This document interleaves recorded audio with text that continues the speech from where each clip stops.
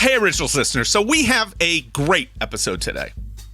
As soon as I saw Paulina Porizkova at 56, posing pretty much naked on the cover of the September issue of Los Angeles magazine, I knew I wanted to get her on the show. And no, it wasn't because I'm a huge pig looking for opportunities to meet hot widows. It's because for decades, I've been a little obsessed with her story. Porizkova is a model who's been on the cover of Vogue a dozen times, and she met Cars frontman Ric Ocasek, and yes, it is pronounced Ocasek, on the set of the music video for the band's 1984 hit Drive. The pair married in 1989, so anyone who's seen pictures of them together will note that physically, they're an odd match. And I remember thinking when they married, this is never gonna work. And for years, I thought, any day now I'm gonna pick up the paper and read about them splitting. But they just kept on keeping on. And occasionally I think to myself, well, even if Julia Roberts and Lyle Lovett were too weird to last, we've still got Paulina and Ric. And then, in September 2019, I heard this news. The lead singer and songwriter for the pop new wave band The Cars has died. Ric Ocasek was one of the most popular artists from the MTV generation. He died yesterday.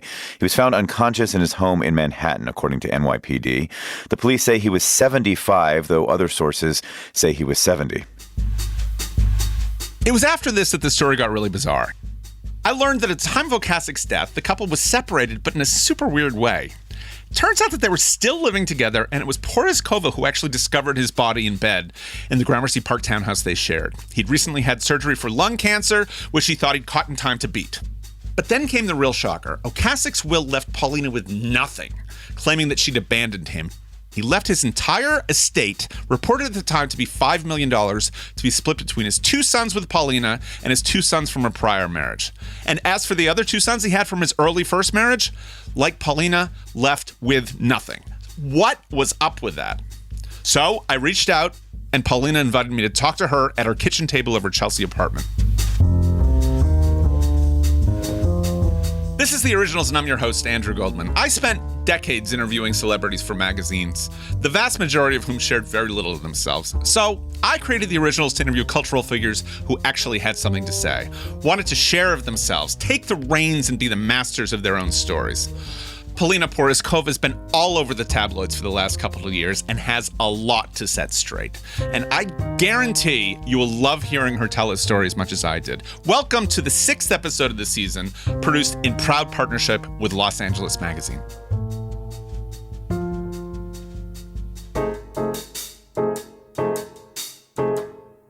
Paulina Porizkova, welcome to The Originals. Thank you. Happy to be at my table with you. So, okay, I have a confession to make. I knew that you had been in a Cars video where you met your husband, but for the longest time, I thought it was You Might Think. And then I watched, and I always pictured you, in the bathtub with Ric Ocasek, like coming in, the computer graphics as a fly. And then I watched the videos, and I was like, wait, that's not her. And then I found out you're in Drive. Yeah, hello and welcome. I hope not everybody made that same mistake. But have you ever heard this before? No, actually, you're the first one to tell me that.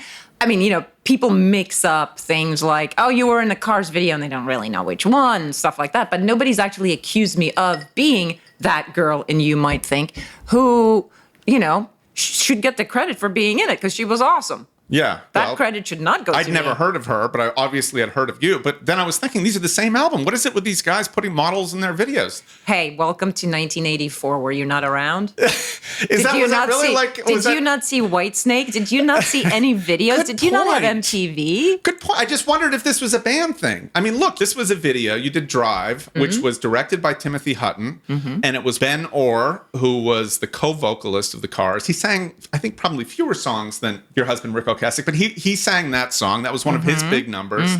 And so you're on this set, and you have not only Timothy Hutton, but the guy who your husband always referred to him as the handsome one in the band.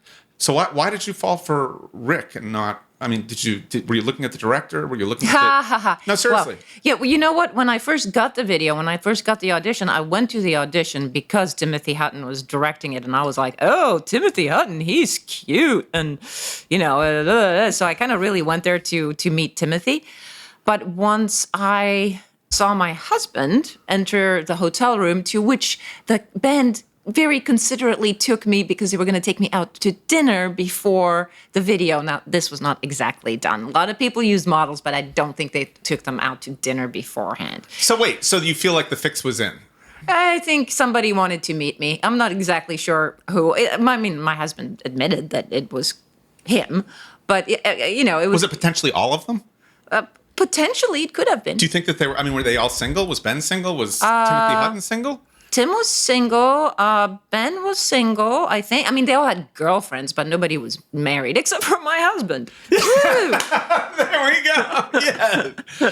Okay, so what happened? So, I mean, look, I love I don't look at him and think to myself, God, if I saw that guy across the room, I would immediately fall for him. I mean, physically. Okay, well. Tell me. Well, look, my childhood crushes, the guys that I had sexy fantasies about when I was a kid, was Julius Caesar and Mr. Spock. There, are you clear now? Julius Caesar. Well, we don't really know what Caesar looked like. I mean, you got busts of him. Yeah? He's an older man. Who has a crush on Julius Caesar?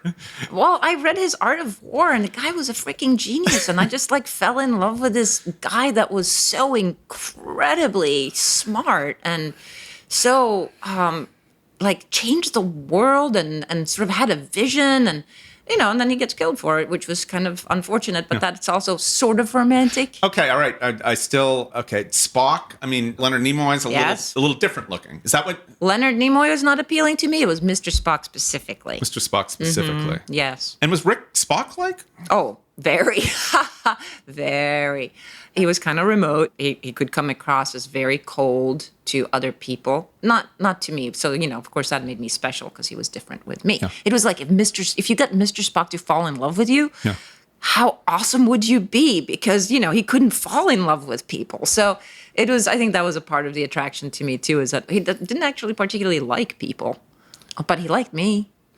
What was I want to find out about this because, I interviewed him in 2011 when the Cars did their reunion. And I'd seen him, and I don't know if you were there, but he stuck out like a sore thumb. Even I remember seeing him in the city and being like, you can't really miss that guy. He's tall, and he has that sort of helmet of crazy sort of new wave hair. But I saw him at the Ulster County Fair, and I was like, what the hell is this guy doing in upstate New York with all these rides? And I asked him, I was working for the Times at that point, I asked him, did you have a good time at the fair? And he's like, I'm not into the rides. No, I said, have you ever been on a water slide? And he was like, no. He's like, I can't even imagine. And the thing that emerged was, the guy's a musical genius, but possibly maybe not all that much fun. And from getting to know you a little bit via social media, you seem like a lot of things, but one of them is that you seem like a lot of fun. I am so fucking fun. So, I mean, is it opposites? Were you constantly pulling this guy? Did he have fun? You know what?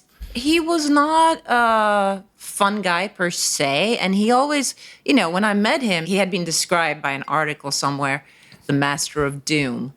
And that was sort of who he was. He wasn't necessarily a fun guy, but he was a very passionate man and a very focused, passionate, and gentle man. So that sort of belied the sort of cold exterior. Yeah. That's not the person he was. Fun? Did he like to go and do things and hang out with people and have fun? No. Yeah. That he did. So what did you guys do for how many years was it? Well, don't forget, I met him when I was 19 years old. So and he was. I mean, the Cars. People I think forget that the Cars were from 1978 78 to 88. Right? Yeah. About that. Yeah. And he was 35 when they first kind of hit, right? So he was not a kid when you met him. 30. Was he? He was either 38 or 40 when I met him. He lied about his age, so I never really got that straight. Yeah, no, he was much older, but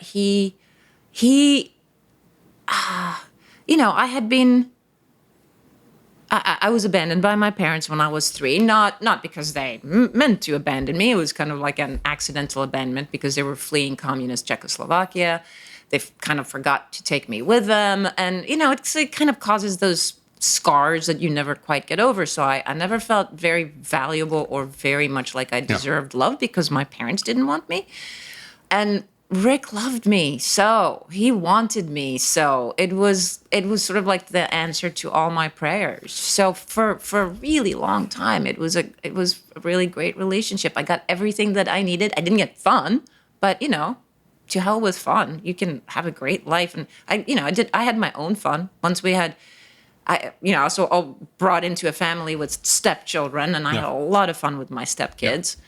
Presumably, you did not have fun with his ex-wife. I mean, this must have been traumatic, right? Oh, I mean, the poor woman. You were 19. I was an idiot at 19. I didn't know any better. I just, I fell for this guy. Also, he sort of lied a little bit about, being married. What did he say? What did he say? Well, he didn't. No, he didn't say that he was married for a little while. And like then, how long? Oh, like a couple of months.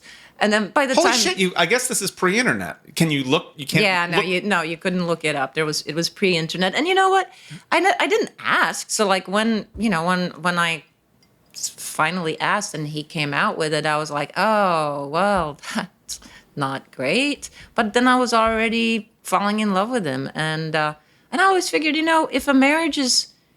if you want out of your marriage, that takes two people to dissolve a marriage. Yeah. But I have to say, like, when your husband, and he is still your husband, right? You guys were separated. Yeah, I'm now a widow. Yeah. I was real sad he died. I liked him after I interviewed him, and then like I find out that he has disinherited you for what he says because she abandoned me. This becomes public, and then I hear that he's left his estate to your two children and his two children from the last one, but he's totally written out the two children from his early marriage. Yeah, that kind of And sucked. then I'm thinking to myself, what a fucking dick. What a dick. Well, I mean, I'm sorry about this, but this is like what I'm thinking. I was like, I thought I liked this guy. And then, and I thought to myself, gosh, if I were a public person, wouldn't I be afraid that my legacy would be tarnished by the events that occur after my death? Can you help me with this? You know what? I trust me. I really would like a good explanation for this too, because it completely sideswiped me. I had no idea, and I didn't know how to make heads or tails out of anything. The shock of finding him, and then the grief of him being dead, and then guess what? You were the person who found him. And guess what? You get no money. He wants you to have no money, and he disinherited his oldest two sons, who one of them I'm really close to, but I'm close to both their families, and I love them. They're family. So that was really messed up. And I won't ever have the answers because we can't ask him. But the best I can figure, because he could be vindictive. My husband had some lawyers, and he was supposed to go through surgery. And I think his lawyers went, oh, hang on a second. If something bad happens in the surgery, your wife would get everything. So let's make that not happen. Yeah. But the will that was there before that, and I literally mean until 3 weeks before the surgery, was one in which I inherited everything. Yeah. Now, mind you, we were getting divorced. Yeah. So me getting everything wouldn't have been fair at all. I'm totally fine with, inheriting a half, which I thought was mine. Turns out it's not a half under New York law. It's only a third. But still, I'm fine. Okay. Yeah. So that's what I end up with. Doesn't make me super happy, but it's just the way it is. But I don't think my husband had the brain capacity at that time to figure out what he was really doing. Because he was sick, or was because he was sick, and I think he was worried about the surgery. He was worried about the outcome. He was a bit of a hypochondriac anyway, so I think this was really hard on him. Yeah. And he wanted to be strong for his children. He wanted to look like he was going to be okay. Yeah. And I think they just called him in, and he signed a piece of paper without spending a lot of time thinking about it. This abandonment. The fact is, you were actually living in. Yeah. You were living in the house with him. I don't know how that works if you're separated. The house was. It looked like it was a nice big house, like $9 million, which correct? actually was underpriced by so much because it was COVID, and I had to sell during COVID. I couldn't hold on to it, so that kind of sucked. But no, we had separate bedrooms for like 5 years at the point of his death. We hadn't been married. We hadn't, we were still living together, but no, we hadn't been a couple besides we were family. Why didn't you move out? Actually, because I felt really bad about leaving him in this big old, in this big empty house. I thought I was being nice. I was like, I wanted to keep taking care of him because I knew he needed help. He was so used to having things done for him, having been such a big star and then having been married to me, there was always assistants and secretaries and maids and everything. And I knew that if I left him, he would have a really hard time. And I loved him. I didn't want him to have a hard time. Were there dalliances during the marriage? No. Was he jealous? I remember. Yes, early on he was extremely jealous. How did that manifest itself? Oh, not good. Tell me. No, I'm not going to tell you because that would be demeaning to my husband, and I'm not going to do that. Let's just leave it at he was very, very jealous. He didn't always act considerately or appropriately with his jealousy, but I was, a 19-year-old idiot who thought that his show of jealousy was this great, passionate love. So I took it. It is amazing how that stuff actually it gets your heart racing when you're young, right? That kind of stuff. You just don't know any better. You go, oh my God, he loves me so much because he's so angry. Yeah. Did he have any... I mean, don't you sort of sign up for it? If you marry a supermodel, you got to imagine that there's going to be people constantly looking at you. And he didn't want that. So what are you supposed to be in some sort of gilded cage? You're supposed kind of, yeah. He didn't want me to work. He didn't want me to do movies. He didn't want me to do modeling work. That's why I stopped fairly shortly after we got married because he didn't want me to do anything. I watched the film that you did, Her Alibi. It's funny. I seem to remember Tom Selleck didn't have much of a movie career, but I remember him as being gorgeous. And I watched him during that, and I was like, I didn't find him. Did you find him attractive? Sorry, Tom, but no. Yeah. But not my type. Yeah. There was kind of zero chemistry. Yeah. But when you're doing a movie like that, you go off. I mean, you were with Rick at that point. Is he like, if he's a jealous guy, is he like, watch out for, not only Tom Selleck, but the grips and all, you're around all these, you're going, you're traveling off. Well, he was there with me, which was a thing that we sort of instituted early on in our relationship, was that when he worked, I would go with him. When I worked, he would come with me, so that we would always stay together. And I think that was actually a really good rule, because that way we didn't grow apart. We kept growing together because we did everything together. The bad thing about that specific movie was that Rick was really, really jealous. And of who specifically? I think mostly of Tom. Because he would come to the set, sometimes Rick. He wasn't very welcomed. Nobody really wanted him on the set. The actress's boyfriend was like the last person you want on set. And I think he was just jealous that Tom got to kiss me and hold me, and Rick did not want him to do that. And so he would ask me to replay the scenes for him when we got home, and then he would get really upset by it. So it was a little torturous. It wasn't fun. There are some guys that sort of like that get a little angry, but they also sort of like that that kind of cuck fantasy. He was not into that, right? No, he was definitely not into that. Yeah. But again, you know what? I felt so loved by him. I thought he was so into me. He was so passionate about me, and it's what I wanted and it's what I needed. Do you think if he had anticipated, was he a public relations guy? Do you think if he had anticipated what a knock this would be on his kind of reputation, that he would have done it differently? He would have most certainly not done what he did. Most certainly, because he was kind of concerned about his reputation. And also, he would have never done it to his younger children, like our children. If he knew that he hurt our two sons... They weren't happy with this, right? Even though nobody was happy. Yeah. Nobody was happy. If he had known that he was going to hurt them by his actions, he would not have done it. Well, I mean, everything you've told me, I the one piece that I think nobody has quite gotten to is why were you guys separated? Why one thinks like, if you read abandonment, I don't know if that's a legal term, but that sort of sounds like it's a legal term, and it was, of course, a lie. So that's why that didn't really work out too well. Did somebody fall in love with somebody else? Something? Yes, I did in fact fall in love with somebody else after we had separated, and after I had announced our separation publicly. I did go and fall in love, but that is still not abandonment. I was absolutely present, and Rick knew. With another rock star? No, God, no. I will not talk about this man, except to say that Rick knew him and my children met him while Ric was alive. Like Ric was very much a part of this new world that we were inhabiting. So do you think it's possible after you separated, do you think that it's possible he was seething about this and this is the abandonment that he was referring to? Yeah, except it doesn't, well, yes, but it doesn't make sense in a way because when you claim abandonment in the law, that means that this person has not been present for the last year and you're unable to get a hold of them.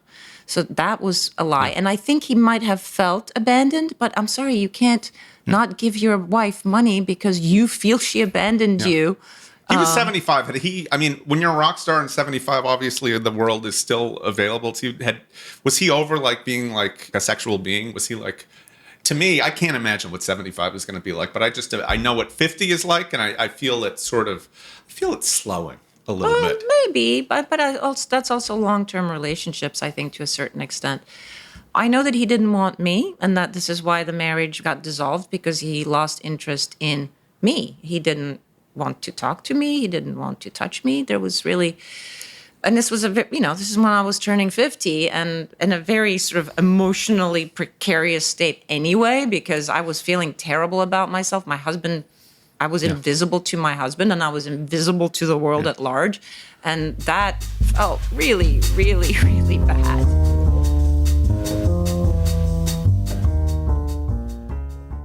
I found a quote from you that was I think that this was about a decade ago. So this was maybe when you were thinking about these issues, but you said nothing ages as poorly as a beautiful woman's ego. Yeah. Yeah. Yeah, no. That's your quote. That's like, Scott, it belongs in Bartlett's quotations. Well, let them know.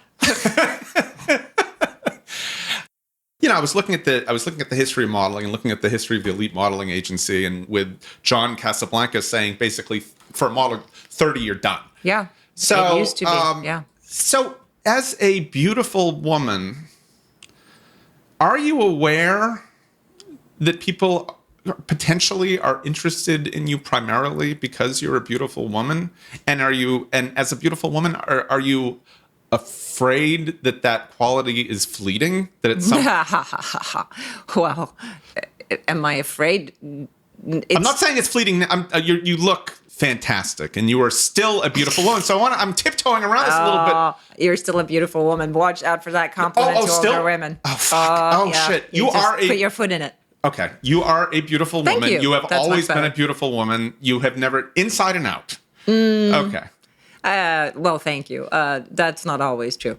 But yes, I mean, if you're not an idiot, you know that beauty is fleeting, from a very young age. You know that you're going to age out of being attractive. That is what our society has conditioned us for forever, for thousands of years. It's, once we become menopausal women, we are no longer of value. Like, that's been well known for a long time. I beg to disagree. I think we are of more value now, but we're not baby making factories, and that is true. So yeah, of course, I knew. And modeling is it's like a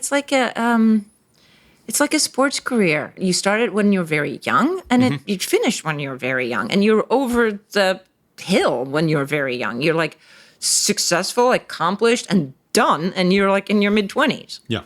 See, if I were, and I'm not saying I am saying I'm not a beautiful person. If I were a beautiful person, I think that I would naturally be suspicious of anybody who wanted to be with me. Does that? Yeah, no, of course. Learning who to trust and how to trust it's still, I think, my life mission. And I don't think I got that right. I think I trust the wrong people and maybe distrust the wrong people too. Can we read the fact that at some point Ric became uninterested as him objectifying you in some way? You know what? That's what I felt like at the time. I felt like I have now aged out of being attractive to him because I used to be. I think our marriage was based on sort of almost a romantic, old-fashioned ideal of where he admired me and found me so beautiful and would very often tell me every night when we would go out to dinner and I dressed up for him and he would say, "You look so beautiful tonight," and it made me feel really good because despite the fact that I'm in a business where good looks are my job, I think because of that, people don't ever tell you that you're beautiful when you're a model. They figure that you hear it so many times that they're just not going to bother. So I actually never heard it anywhere else. Yeah, it's kind of fucked up, honestly. I thought until I read a story, I think in the New York Times, I thought that he had some, it was all purely cardiovascular issues, but then it said he'd had a surgery for lung cancer. Mm-hmm. And was it devastating to him? Well, because it was caught at stage 0, we were all extremely hopeful. The prognosis was great. For lung cancer, the prognosis was great. How did he die? Catch it. So nobody expected him to die, right? Nobody expected him to die. Nobody. Absolutely nobody. That must have been a hard day. Yeah. It was a truly spectacular day that then opened the box of truly spectacular, awful days to follow. How long after he died did you find out that there was going to be some sort of... I mean, they don't crack the will immediately, do they? And I knew the next day. And I didn't even know what it meant. Like, I was like, what? I'm going to not think about this right now because this doesn't make any sense. Yeah. As painful as it might be to confront such a thing, because it reminds me of how close I am to death, the 1980s were a very long time ago. So I got to crack mathematicians in the original's back office to do some computations, and they informed me that 1984, the year that Paulina Porizkova, at 18 years of age, appeared on the cover of the Sports Illustrated swimsuit issue, was 37 years ago. So I told them that this couldn't possibly be the case, and then they brought out the whiteboard and showed me their computations. I regret to inform you, it's absolutely true. If your memory of the 80s isn't as sharp as it should be, let me catch you up to speed on how huge Paulina was back then. She became only the second woman after Christy Brinkley to appear on the cover of the swimsuit issue in subsequent years. And she was the subject of this song on No Doubt's debut album called Paulina, back in the days when it was still okay to objectify famous women in pop songs. Paulina. She's on the cover of Vogue magazine. Paulina. A woman in my nightly dream. Paulina. Who makes me grin in any pub. Paulina. I wish she'd take off all her clothes. Paulina was a particular kind of icon, and she was especially beloved within gay culture. Here's the late Octavia St. Laurent from the documentary about New York's competitive drag culture, Paris is Burning, showing off her vision wall of Paulina's modeling photos. This is my idol, Paulina. Someday I hope to be up there with her. If that could be me, I think I would be the happiest person in the world, just knowing that I can compare to Paulina, to stand next to her and to take pictures with her. And I look at her hair and I'd say she's seductive and she's alluring. I look at her there and I say she's sexy and provocative. I look at her hair and I think that she's childish and little girl type, you know? And I look at her hair and I think of wicked beauty, you know? That's how I see her. I admire her, you know, the red hot fire of hair and the whole bit. A little background. So, modeling has never been a particularly wholesome business, but the 80s was a time that it became sexualized in a way it never had before. The late French playboy John Casablancas founded Elite Models, and pretty much all you need to know about Casablancas was he designed the logo of his companies to look like a cock and two balls. Casablancas apparently never heard the saying, "Don't shit where you eat." His second marriage ended because at 41, he took up with a 16-year-old model, Stephanie Seymour, and then at 50, he married his third wife, another Elite model, who was just 17. And despite all that, Elite's image is going to be forever tarnished by its association with Gerard Marie, a guy who headed Elite Europe, who was married for a time to Linda Evangelista, and we've lately found out was apparently a serial rapist of models. For a very long time, Elite's biggest star was Paulina Porizkova, who, in 1988, landed the biggest contract in history, $6 million to be the face of Estee Lauder. And Paulina's career didn't end when she aged out of modeling. In 2007, she published a really great roman à clé about the modeling world called A Model Summer. And that same year, she was robbed, when she was eliminated first on Dancing with the Stars. Then, in 2009, she did a season as a judge on America's Next Top Model. Paulina's beauty was certainly the main event, but she also had a great story to go along with it. You were signed by Elite which is a whole different kind of modeling agency. I mean, the modeling world, as far as I can tell, previously the sort of, the big game in town was Eileen Ford, who treated it as a business, and she was very maternal and she was very tough. And then John Casablancas, who is this playboy, comes in and is like, hey, I'm sex positive.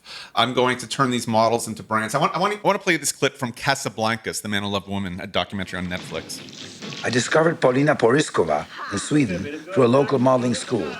She was a Czechoslovakian. Her parents had run away during the events of the Prague Spring. A beautiful woman with a beautiful story. The best combination to make a star.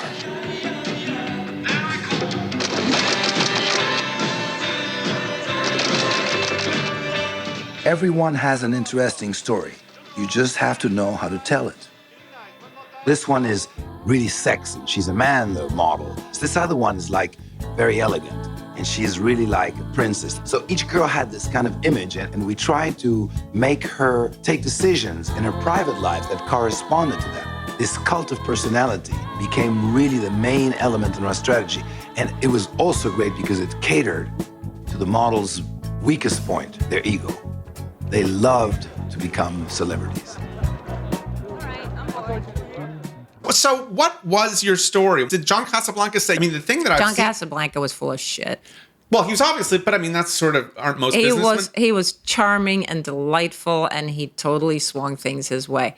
He had no idea about my story until I started telling my story, which didn't, I think what really sort of set it off was Sports Illustrated, when I was in my first Sports Illustrated, and then I started getting interviewed, and then I would tell people my story, and that's what sort of started my story rolling. But I had already been a model for 2 years, and a very successful one in sort of, not high-class magazines that didn't have a lot of Vogue, but had a lot of Mademoiselle and Glamour and Cosmos. And so, no, my story was kind of my own. That was, there was nobody cultivating me to But what was have a story. The thing that I've seen in many, many articles about you at the time, I don't know if this was something, Michael Jackson called himself the king of pop. I've seen like many headlines of you being the most beautiful girl in the world. Is this something that elite came up with, or did everybody I don't think so. I think that was the description of journalists. I think that,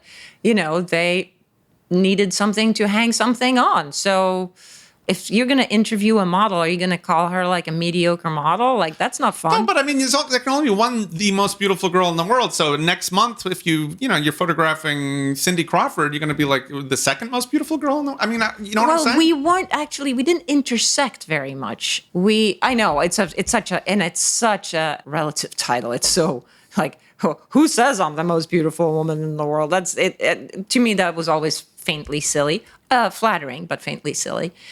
But during my heyday, I was kind of by myself. So there wasn't, like when Cindy came up, and then it was sort of Cindy and Claudia and Naomi and Lindy and Christy, and there was like a whole bunch of supermodels. But when I reigned, it was really just me. There was nobody else on the scene. I just got lucky. So you were a little after Beverly. You were after Beverly Johnson. You were after Christy Brinkley. You were after Christy Brinkley? I was after Carol Alt. I was after Kim Alexis. I was kind of like in a sort of a mid position there between the supermodels of the 90s and the top models of the 80s.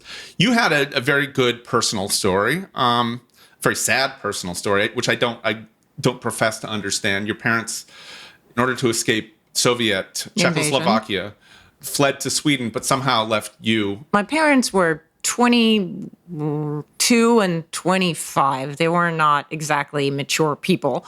They jumped on the motorcycle and drove in and out between tanks. And they figured a 3-year-old probably shouldn't be on this motorcycle with them, since they might get shot at any moment. Well, that's fair. Yeah, no, it made sense. But they just didn't realize that by leaving, that they would never see me again. That once they were out and the borders were closed, I was stuck in Czechoslovakia, and they were stuck wherever they were. And they ended up in Sweden immediately? No, they had to go through refugee camps in Austria and Italy, and they eventually got sent to Sweden.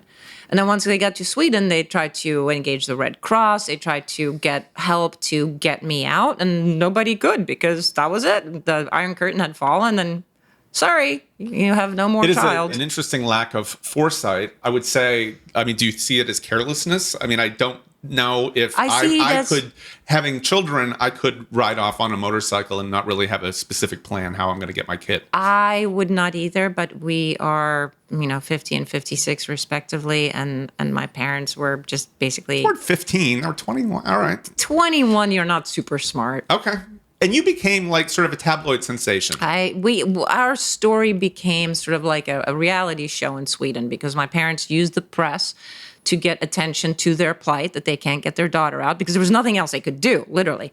And they were both very photogenic and very sad. And so the press loved them. And then they would send out photographers to the Czech Republic to photograph me so that they could have, pictures of sad little me in the newspapers. And you were, of course, gorgeous, like they were gorgeous. No, I was a little chubby kid with a terrible haircut. I was you not were ugly, gorgeous. but they were gorgeous. They were gorgeous. I believe I woke empathy in people because I was kind of looked like a poor little communist child. So when I read this, when I've read this story, I think to myself, this probably came from a pure place of them wanting you back. But it also, did they like being famous? I mean, was this something that appealed to them? You know what? That's hard for me to tell because they were using it as a tool, and whether then they enjoyed it or not, I can't tell you. But the Swedish papers were full of us, our story until we got kicked out of the Czech Republic and brought into Sweden. And then still the papers were, we still had journalists coming all the time, writing articles about, Anna Porizkova finally happy at last. There was a lot of that. Yeah. So, and I always kept thinking, I don't think she's that happy, you guys. And by that point, your folks had actually split up, right? Oh, yeah, they split up as soon as we hit Sweden, yeah. Yeah, and so that's a secondary kind of abandonment, right? I mean, sort of? Oh, no, for sure. Actually, the first abandonment was my parents leaving when I was 3. The second one, oddly enough, was when they took me away from my grandmother, who was actually my mom. She's the one that raised me. Yeah. So is this like Elian Gonzalez, where you see those pictures of him screaming when he's being... Yeah, that was me. I can't tell you how hard I cried at his story and any story of adopted children that are adopted to a family that loves them, and then the real parents want them back, and the kid has no idea who those people are. Yeah. So they left when you were how old? And then I was 3, and my mom came back when I was 7. And I had lived with my grandmother pretty much my whole life, even before I was 3, I think, because my parents were just young and they were going to pubs and they were living the life. And this is what you did in the Czech Republic. You had kids very early and you pawned them off on your parents and, did your own thing. It was kind of cultural to a certain extent. So when your mother gets you, I mean, you're eventually like, oh yeah, she's a pretty good mom, or do you think like objectively your grandmother was probably a better mother than your mother? My mom showed up when I was 7. She was highly pregnant with my brother. She was watched by, the secret police across the street for the entire time we lived with grandmother. My grandfather was dying of cancer. My brother had croup. I mean, we were 7 people in a 1-bedroom house. This was not a great situation for her. Yeah. I was a kid, so I was just happy. I was with grandma. I was at home, so I didn't, this didn't really affect me. But my mom wasn't necessarily the mother that I had hoped or prayed for when I met her. She was just too busy and too sad and too miserable with everything that was going on in her life. There were a lot of moments in your novel where I feel like I want to ask you a little bit about it. It felt like it was very autobiographical in certain ways. And I think that there's this line that you say, this great line where you say that your mother's unhappiness and part of her unhappiness sort of manifested itself on the girl who I assume is you, because she looked so much like her father, who she'd grown to hate. Yeah, no, that happened a lot. Yeah. It wasn't happy days. So when I got the possibility to go to Paris at 15, it wasn't that I wanted to be a model, it's that I wanted to escape. Yeah. Yeah. You talk about in your novel, like some major exploitation and the character. I don't know if this is something that happened to you, but a photographer says, I have a 30,000 franc job that you're up for.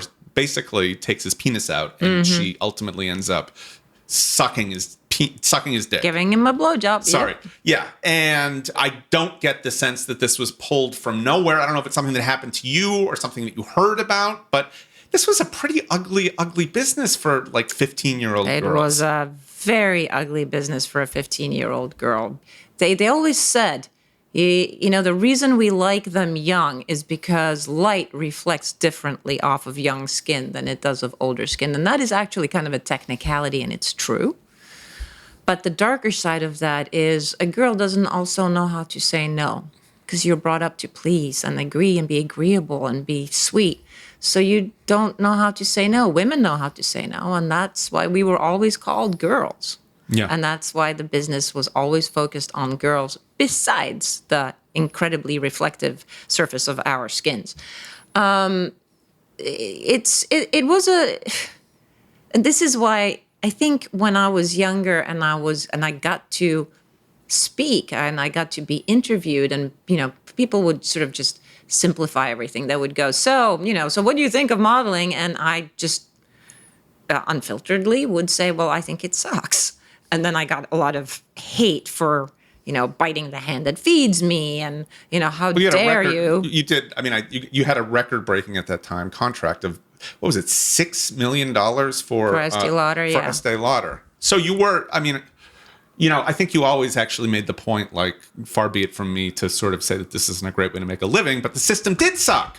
Did it suck before John Casablancas? Of course. You think that Eileen Ford was the maternal kind type? She didn't try to fuck 15-year-olds, though, did she? No, she didn't try to fuck them herself, but she certainly, there were lots of open situations for them to meet people that she would introduce them to for potential marriages. She wasn't alone. This is what the business was. Yeah. Did you have to deal with the serial rapist that was running the Paris office? Gérard Marie? Yeah. Yeah, fortunately, I wasn't in Elite Paris, was not affiliated with Gérard Marie at that point. So sure, of course, I bumped into him. Yeah, he was a sleazebag, as all the straight guys in the business were sleazebags. I mean, the amount of times I walked into places with people in gaping bathrobes, I can't even count. That was just like an everyday thing where you'd go, oh, hello, I guess I'm a little early. And they'd go, well, why don't you come on in? And you'd go, no, it's okay. I'll just wait until you get dressed, whatever. But do you think, obviously we've hit this time of Me Too, and, some people say, oh, there's been an overcorrection. And John Casablancas, he railed against the Puritanism of the puritanical sort of ways of America.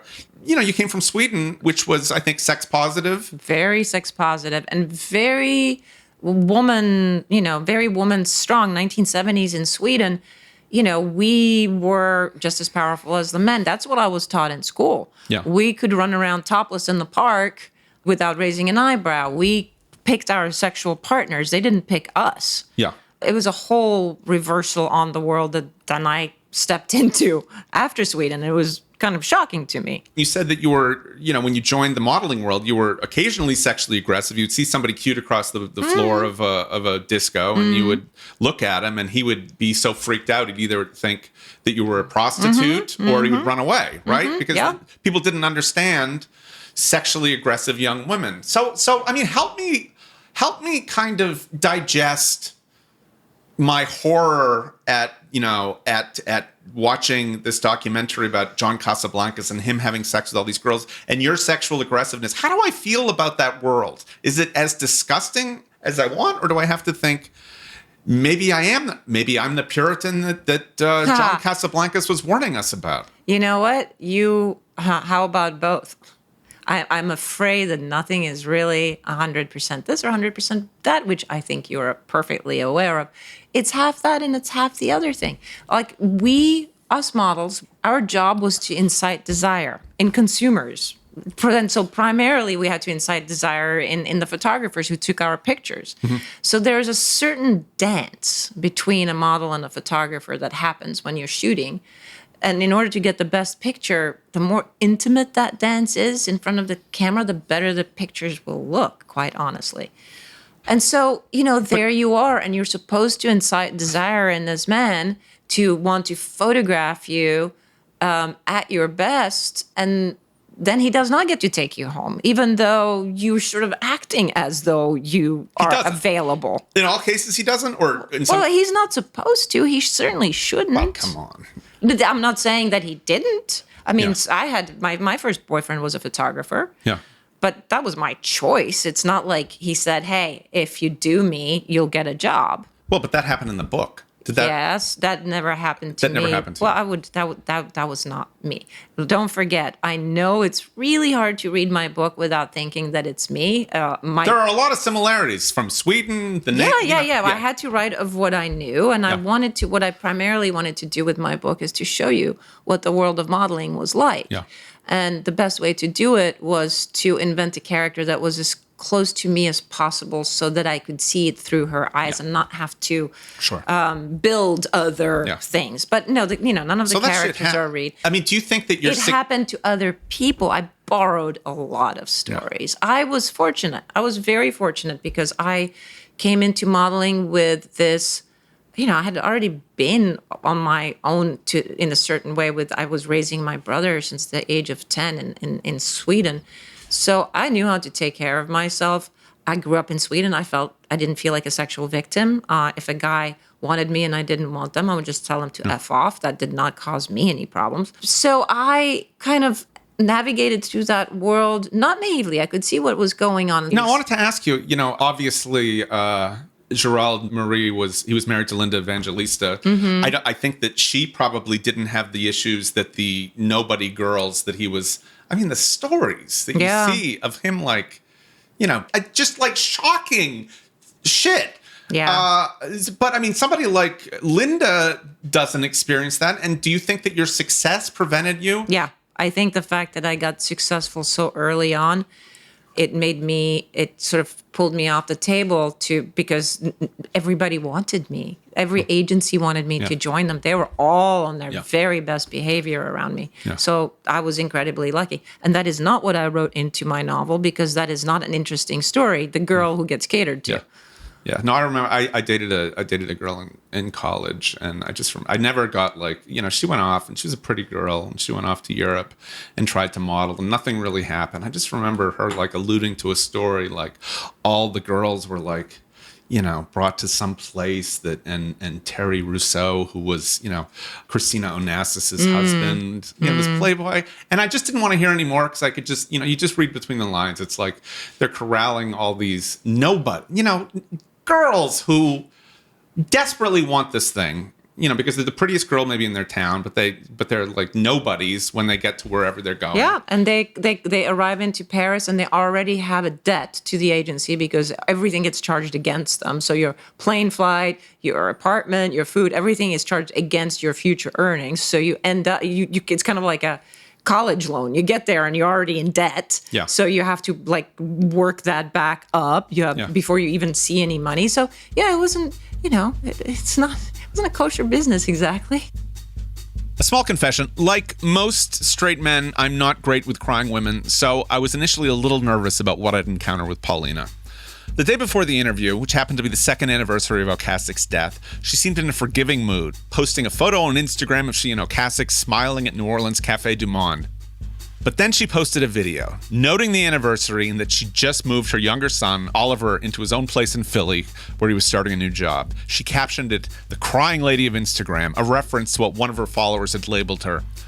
Porizkova has a big share of emotions on the app, and here's what that clip sounded like.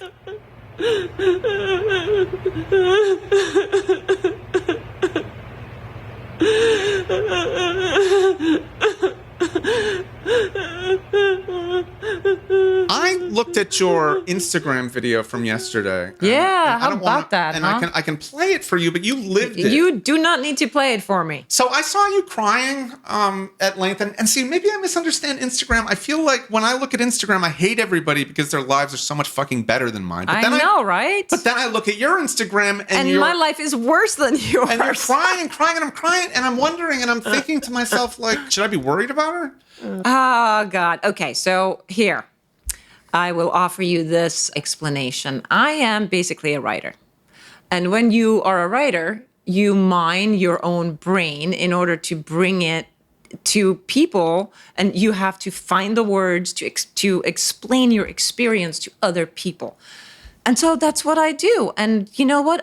In the last 2 years, I've been overwhelmed with fucking grief and pain and just everything horrible. And I don't have the space to make nice shit up.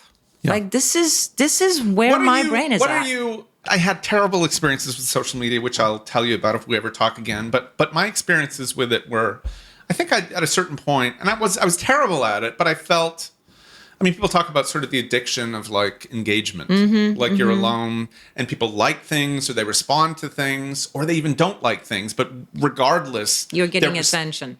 Yeah. Do you feel like you have talked about, and this is not something that I would ever bring up, but you've said, I may look like a narcissist, guilty as charged. I mean, there is a certain Element of narcissism? Hell yeah. I mean, come on. What does narcissism mean to you? Tell me what that means. Narcissism means that you are self-involved, that you, I mean, that's pretty much it. You're self-involved. You know, what is happening to you seems to be the most pressing thing on your mind. And generally, if you have a fairly okay life and you're not suffering from any particular disease or death or whatever, you know, if you moan about like your window insulation not being adequate, you know, that's maybe not something you want to post to Instagram. Yeah. But overwhelming feelings like grief and heartbreak, yeah, they're also such a source of shame because now, 2 years later, everybody wants me to be over it, but I'm not. Yeah. And I refuse to accept shame. Would you have any of this kind of emotion had he died and left you what you were entitled to? Hell yeah, because then I would have just missed him every day instead of missed him and being angry at him. Yeah. I went through a year, the year after he died, when it's sort of when I woke up from this strange PTSD days of him having died and realized what he had done and how he had messed up the family dynamics. When I went around and I was really angry at him, I was so angry at him. And then it sort of gradually started dissipating. I paid it a lot of attention. I didn't medicate. I spent a lot of thinking about it, writing about it. Writing about it. I was processing it to the best of my ability. And also talking to people who, you know, who loved him, our two sons. He did have one friend that's also a friend of mine. He had one, literally he had one friend in his life? Yeah. What's that about? He didn't like people. Who was his friend? Well, actually, I'm being unfair. He had two friends. His manager was one of his closest somebody who was friends. on the payroll. Yeah, he was paid to be his friend.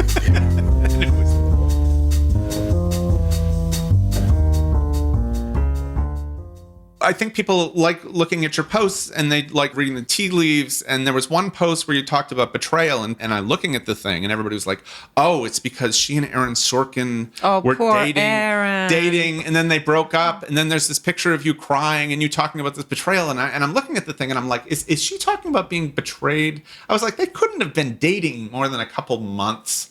Was she betrayed by this dude? And gosh, I know, poor Aaron. It's so unfair because he just happened to be my public boyfriend, and he got himself into this hole, and it's really, really not fair because he truly is like one of the greatest and nicest guys I've ever met. So that didn't have anything to do with some sort of breakup with Aaron Sorkin of you saying that I've been betrayed. That was all still about Rick? So or was that about glad. a different boyfriend? There was a different man. Holy shit, what? Yes. Who was he? And I couldn't talk about it because of the lawsuit that I was in. Don't ask me the details because I cannot divulge them. So wait, so there was another... Was I in love before I met Aaron? Yes. This is like the crime, like some sort of like crazy surprise ending. There was a different guy. It wasn't Rick. No, it is Rick. It is Rick, and it is somebody else. So do you only, I mean, because you're a notable person, do you only date other notable people?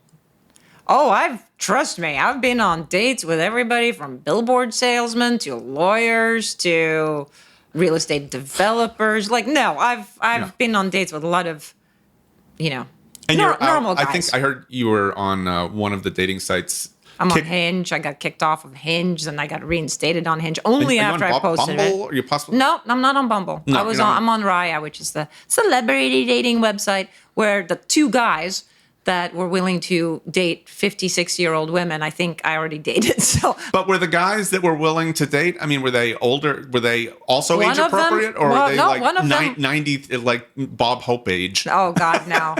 No, one was significantly younger. One was older. Like, hey, I don't really, the last time I dated, I was 18. Yeah. So I've been off the market Yeah. for my entire life. And then getting back into the market, I don't particularly enjoy, but I'm very open to any possibility. I'm very open to anybody at Here's any my age. concern, and I'm going to speak to you as though we've known each other for a long time. Okay. Because that's just how I inspire people.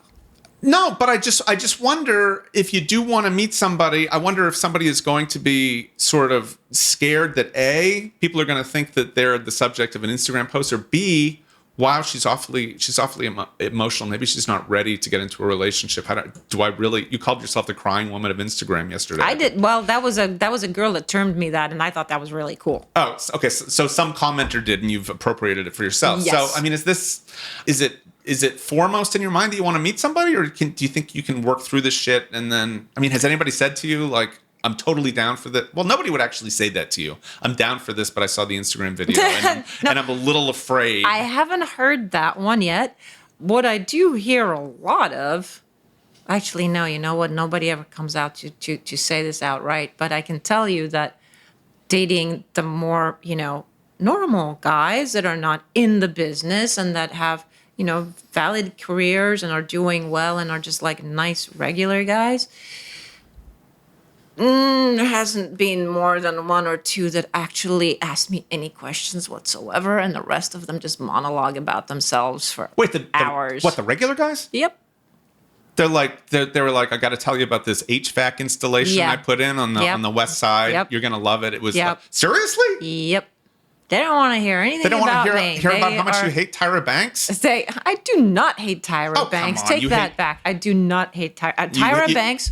It was very difficult to work with at the point that I was working with. What was it? America's Next Top Model. Next Top Model. Tyra Banks is an extremely smart woman, and she's a savvy woman. And you know what? She's a fucking lady. She got your ass fired though, didn't she? Yeah. So what? It was her show.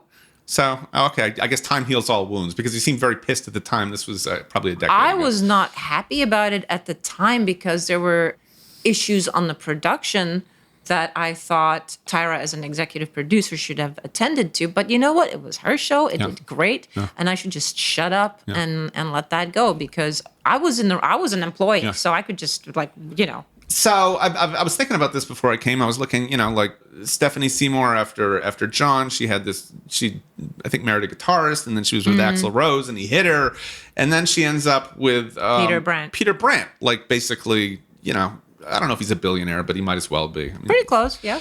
and I was like, what happened to Beverly Johnson? Beverly Johnson just married like a banker guy. I mean, it seems, do you want to find a man of great wealth? Is this at all interesting to you? I mean, it's not a terrible thing. No, I think actually it's valid. These are not issues that I thought of before, but at a certain age, you think like. I do think that from the women that I know, some are very, very attracted to looks. Some are very attracted to power. Some are attracted to money. Power and money often go together. And some are attracted to talent. And I'm basically a talent whore. So Talent whore. Yeah. But you did tell, I think I read in the Times, you told Ashley Banfield no more rock stars. Why not? Why not? no more rock stars because I know what that life is like and I don't need any more of it. And also, quite frankly, who is going to match my husband? Yeah, good point. So, okay, we're looking for a creative. I feel like from the Instagram, I can see that sex is still very important to you. Hell yeah. Yeah. They used to say, I don't know when women, I feel like. We are past our expiration date. I think Amy Schumer and Julia Louis-Dreyfus put the expiration date somewhere in her 50s. No, it's not about the expiration date. It's about, I think, men can settle for less. Women generally, I think, would like more as we get older. You mean sex? Yes. Or quality? Well, you had actually at one point, and I didn't know what this meant. I think that you had described in your Huffington Post story that you and Rick, after 24 years, sex was like operated like a well-oiled machine. I don't know what the hell. Oh, yeah. What the hell does that mean? That means you know exactly how each other works. and you can bring great joy in not a large amount of time if you choose, or you can prolong the process as you like because you know each other so well, because everything clicks into place. It's nice to find, isn't it? It's a beautiful thing. Rick was a very sexy guy. Talking to people who loved him, and because there were people who loved him, I had to soften my approach because I had to start seeing what it was like for him. Maybe he was getting older, and he was a very, very proud man. Yeah.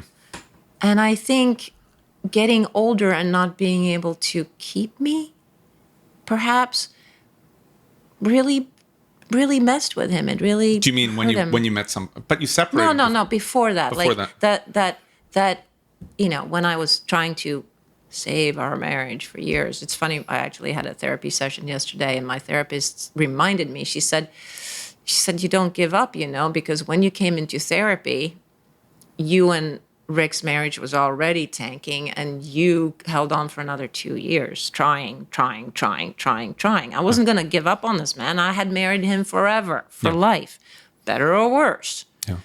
It's just that he gave me absolutely nothing to work with, so then it was actually unworkable. And that I'm surprised. I see you posting pictures of you at Café du Monde over, I don't think the guy ever ate a beignet. I look at the guy and I'm like, that guy must have eaten like one turnip every day. This man, he ate a handful of jelly beans and three coffees and ice cream. It was kind of like a fly, actually. He ate a lot of sugar, and he definitely ate beignets.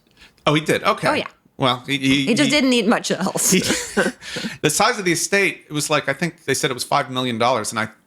That's bullshit. Why did I read that? Is this tax purposes? Yes, it was. In the very early days, they just had to put down a number, so they just put down a low sum so that it wouldn't seem like he was maybe holding away a lot of money from me. I don't know. I'm not sure.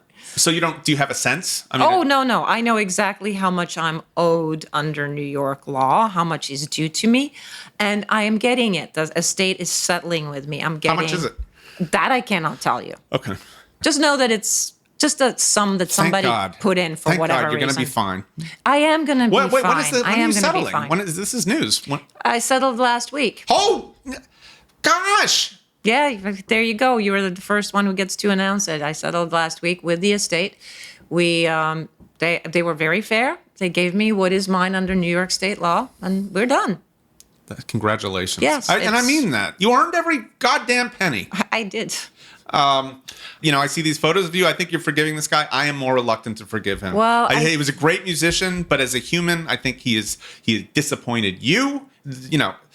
Those kids don't deserve it. They didn't. I'm with you on that. The older kids did not deserve this. And, and I think Rick unfortunately, he really trusted the people that worked with him. And he took their advice. Honey, you're letting him off too easy. I'm sorry. Well, I loved him. Yeah. I liked his music a lot. And I'm sorry. I'm sorry for your loss. And I don't mean to make light of it because I know how difficult it must be. But I think that all this anger that you've been expressing on Instagram, I'm not sure it's going to lead to. I think maybe I want you to find a nice guy. So I want to find a nice guy too. And I'm not angry anymore. I'm just hurt. I'm just sad. I'm just, I feel a little betrayed and I have some trust issues. And I would really like not to be abandoned anymore by people I love. That would be really nice. Paulina, you can call me anytime. I'll be over here. How will your wife feel about that? I know. She always gets pissed at me for doing these interviews because I joke about shit like that. I am very, very happily married and I love her and I'm in love with her and we are a well-oiled machine. See, there you go. Yeah. There you go. All right, babe, I gotta go. That's our show. If you enjoyed this episode, please rate, subscribe, and tell 3 of your friends, since most people, but as you've just learned, not all of us have at least 3 friends. I guess now we know what happens when you steal your best friend's girl. This episode was produced by me, Andrew Goldman, and Rob Heath, who happens to hold a Sports Illustrated record for sending the most unsolicited photos asking to be featured on the cover of the swimsuit issue. Rob, I know you're a little long in the tooth, but someday you're going to finally break down that gender barrier. Special thanks to the entire team at Los Angeles Magazine, notably Silver Fox editor Mayor Rashan, the genius whose idea it was to put Paulina on the cover. The Originals is, as always, a highly replaceable production.